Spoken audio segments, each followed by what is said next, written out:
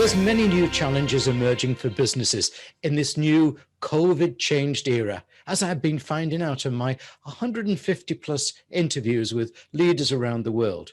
But there seems to be a common thread of a key challenge that revolves around keeping teams engaged and cohesive in this new hybrid working environment. Some are working from home all the time, some a mix of office and home. Out of it all can come either disarray or harmony. How to achieve the latter, harmony, is what I wanted to discuss with the director of the Center for Co-operative Problem Solving at Virginia Tech University.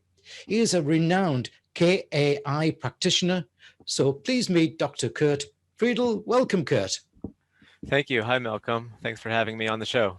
Lovely to talk to you. Curt, before we move into our main body of Meet the Leader questions, can you please explain what KAI or KAI is and why it's important at this time? Yeah, it's the KAI. It's an inventory that was developed in the 70s to measure one's preferred problem-solving style. We measure one's problem-solving style as either more adaptive or more innovative, and I want to clarify what that means a bit. A lot of people think of innovation as a process or something new. We're talking about a style here, so we can have adaptive new ideas and innovative new ideas, and we can measure one's preference for solving problems either more adaptively or more innovatively. It's on a continuum, so you're either more adaptive than one person next to you or the innovative person to the other side of you. It's a character trait, so the more adaptive individuals tend to be people who have fewer ideas, focusing inward on the structure, and they prefer tweaking systems. If a system or policy is not working, they prefer tweaking it to make it work. The more innovative, on the other hand, are having lots of ideas. And outside the box ideas and inside the box ideas, not just because they're focused on outside the box ideas, they're often just unaware there's a box. But they're focused on swapping out ideas with different approaches, different ways. And if the system isn't working, they would prefer to swap it out. And so we can measure this preference. It's not related to intelligence or motivation or learned skill set. It's an aspect of one's personality. And what's great about KAI, it's based on a theory of the management of change and the science of teams. So we can predict how people will interact with each other on a team based on their problem-solving style. Okay, now, Curt, I need to be blunt with you here. KAI is honored academic research, and often such theory is hard to, if ever, made to work in the real world of busy business. For my viewers, busy leaders, can KAI be made to work easily and cascaded throughout the leader and down through the business without too much diversion from the daily business activity? Yes, I appreciate the bluntness. As I talk to leaders and business professionals, everyone wants something practical and ready to use. The KAI, in my mind, meets that criteria. The KAI can be completed in approximately 10 minutes. We focus on the practical and the useful. We want to help improve team function and the management of change. One principle that is very practical in our approach is we talk about problem A and problem B. So this is problem-based theory. Problem A is a task at hand. It's why the group forms. It's the goal of the group to solve. Problem B is all distractions to problem A, simply defined. And so there's lots of problem Bs. There's lack of resources, lack of time. There's gaps in expectations or gaps in values. But one gap we can measure very well is a gap in problem solving style. So we know if there's a significant gap between two people, we might see conflict. And we can predict that conflict because one person wants to adapt. You may want to be adapting. I want to be innovating, hypothetically speaking. And what we know is we need mutual respect for each other to focus on problem A. Fascinating. Okay, I got that. So let's then delve deeper into KAI from a leader's perspective. Most leaders know they need to implement change, and change always causes alarm and resistance. So how does KAI help leaders with the execution of change? Yeah, that's a great question. we would say that no one is resistant to change, or we don't see resistors to change or all forms of change. I'm perfectly okay with my change. I'm just resistant to your change, Malcolm. And so uh, oftentimes we say people are resistant to change because they don't understand change. I don't see it in my worldview. I want to adapt. I think adaptation is better because that's my preference, or I might be innovative. I think innovation is better because that's my preference. So I don't see it as significant or important or rationalize it within my worldview. I could also just believe that you're wrong. We need to innovate or we need to adapt, and you're proposing the other. So most people consider change and resistance to change as, well, it's a sense of loss. Um, People are losing status, losing money, losing power, etc., loss of pride.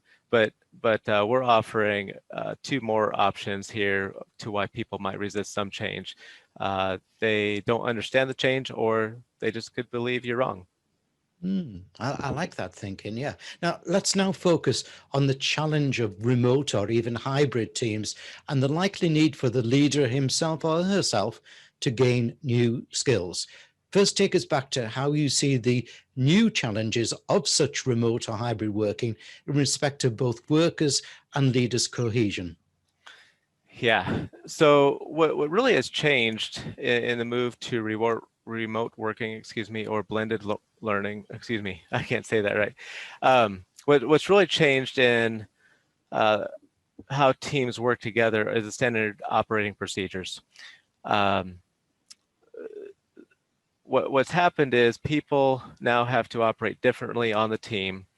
And the innovative leader probably threw out the standard operating procedures too soon.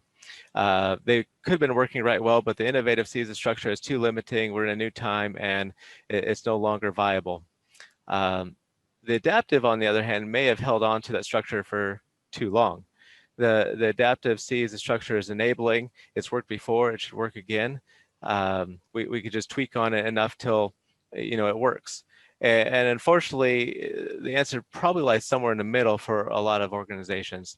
So that's one thing we tend to see in the movement to hybrid teams. Another is, I've been thinking and watching all these video conferences, and you're always seeing those individuals that get interrupted so quickly, and they never get their word in. So because the innovative have a preference for more ideas, it's not just so much that they're all good ideas. They have a higher rate of failure with those ideas, and they know that, they accept that, they're okay with that. But that can dominate the conference. And so you have adapters who have fewer ideas. They're sitting back and not always sharing what they're thinking. And so it's important for everyone to be heard on the team. So make sure if someone is interrupted on that video conference, that everyone gets their ideas shared. That's critical to group cohesion, making sure everyone's feeling valued on the team. Excellent. Yes, great tip there. Now, how using KI can cohesion and collaboration become excellent? Not average, not get by, but excellent. Yeah, it's recognizing that everyone has something to contribute to the team. And because disagreements on problem solving style is not related to intelligence or motivation, or we even know from research that it's not related to ethnicity or culture or age, it's just a disagreement on how best to solve the problem. And so because that is independent, we can separate the idea from the person having the idea and have a safe space on discussing the idea for its merits. And that can help take the politics out of moving forward with solving problems. Yeah, and I'll add one more thing. It's important to leverage the more adaptive and more innovative on the team, because the more adaptive tend to see the internal threats to the team. They might see the policy that isn't working, and they recognize someone's feelings are going to get hurt, or we're losing efficiency. So we need to listen to that adaptive individual. In the same light, the more innovative see the external threats to the organization. And so we need to listen to them when they say so-and-so is doing that, and if we don't do that, we're going to go extinct. Fascinating. And continuing with that, I'm fascinated with your concept of coping behavior, especially in this new era of online video presence. So take us through the concept and how it can be implemented in a business. Yeah, thanks for asking that question. So coping behavior is the ability to operate outside one's preferred problem-solving style. So one's problem-solving style is innate. Um, it is very stable and highly resistant to change, but you can operate outside of your style more adaptively or more innovatively through coping. It requires motivation, some self-awareness, and it's a learned skill that we use to do that. So one question I always like to ask is, why don't people cope? Why aren't they working well with the team or seeing the need to cope? One is lack of motivation. They don't see the reward as valuable, going back to problem A, problem B. If everyone's getting fair reception of that award, um, and they're needing to solve the problem together, they may not see the reward as justifiable. The diversity of working together um, is too much, too stressful, and so it's just not worth it. Or they just may not have any motivation left. In this time where there's tons of stress from all the change happening, I could just be spent. There's lack of self-awareness. They can believe they're correct. There's some pride with that. They don't want to admit when they're wrong, but self-awareness requires recognizing when I could be wrong and something's happening here that I need to learn from. And finally, lack of knowledge. We've never had to solve a problem like this before, so we may need to learn to cope. I'm really enjoying this. Let's zero in, though, on your thinking about a key subject of ours here at BizVision, operating more adaptively and more innovatively. Now, these are two key essentials for future growth of a business. So explain, please, and for me in layman's language, how this can be achieved. Yeah. So, and this goes back to some of Dr. Curtin's original work in the 60s and 70s, and as he built the theory and the KAI. Too often in a company, there might be a crisis. Of course, we've all just experienced a crisis together. And there's a knee-jerk reaction to either be more innovative or more adaptive. Um, and so in that light, you tend to hire more adaptive people or more innovative people, because even though you may not recognize the theory and the KAI, there's a lot of face value there. People recognize people who are more innovative or more adaptive, even if you're not familiar with the terms.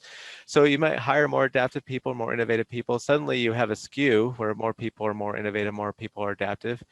And you have a pendulum of change. So when the next crisis occurs, you might have hired more innovative people, and the next crisis requires adaptation. Well, all those people have left. You've lost your good people, and they left with their institutional knowledge. And so what we promote is a spiral of change approach where adapters and innovators learn and work together as a well-functioning team, adapting and innovating when appropriate.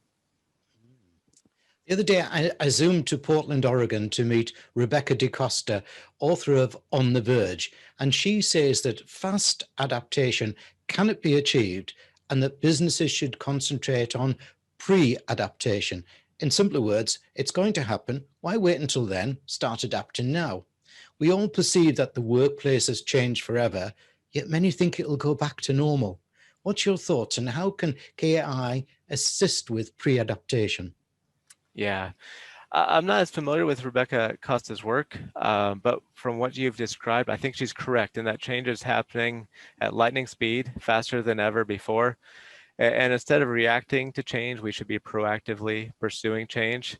I think from how we categorize things in KAI, uh, Rebecca Costa's describing adaptation as a process, in many ways how people describe innovation as a process.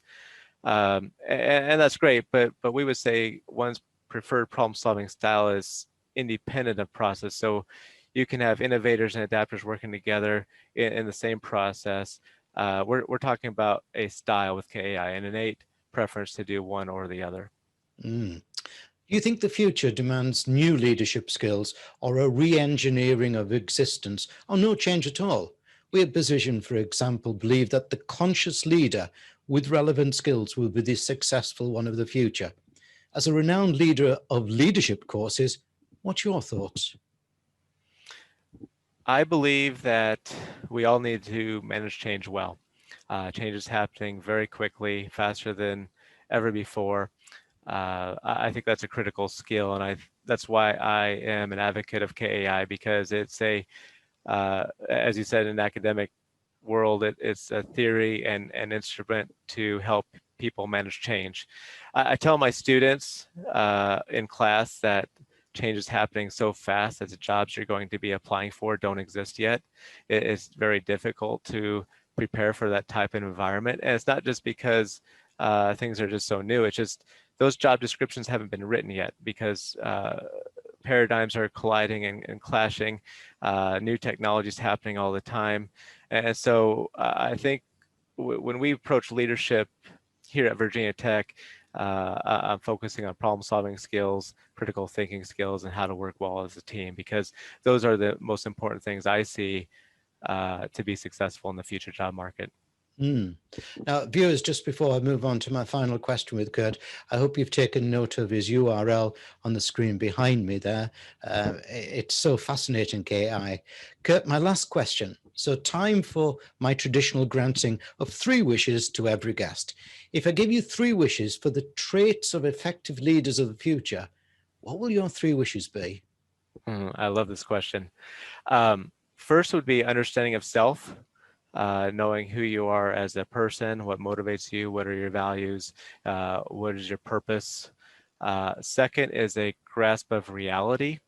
And that's important so that you know how to use yourself in that reality. And I think there's so much information out there, it can really distort our view of reality. But having a good sense of reality and being able to fully understand the environment you're working on can help you manage change more effectively. And I think we're focused too much in leadership on understanding of self. I think we need to spend more time of grasping reality. And finally, one of my key characteristics I'm always hoping to talk about is humility.